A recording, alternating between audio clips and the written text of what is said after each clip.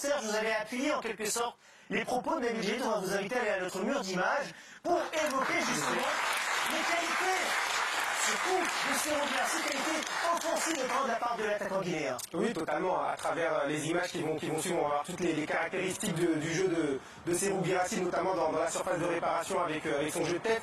Là, il fait un premier appel, il voit que ça marche pas, il se repositionne pour pas être pris au hors-jeu et il arrive à se débrouiller pour placer cette tête. Et on va voir sur cette séquence également, vous voyez comment il se débat dans la surface de réparation avec les bras, comment il arrive à se créer de l'espace.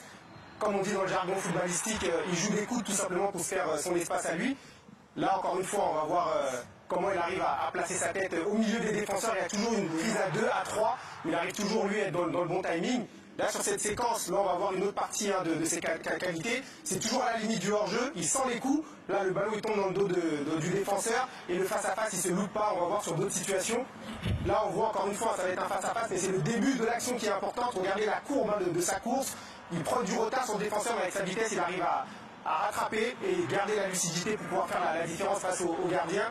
Là, encore une fois, là, c'est une autre facette. Là, c'est la meilleure. C'est celle que je préfère. Une petite déviation. Il montre qu'il est capable d'être en appui. Et il continue sa course, et à la course, il est plus rapide sur le plan athlétique, et il arrive à finir encore une fois avec beaucoup de lucidité. Là, c'est la position de son corps qu'on va voir, avec sa vision, il se positionne en 3/4. On voit, il prend déjà l'information.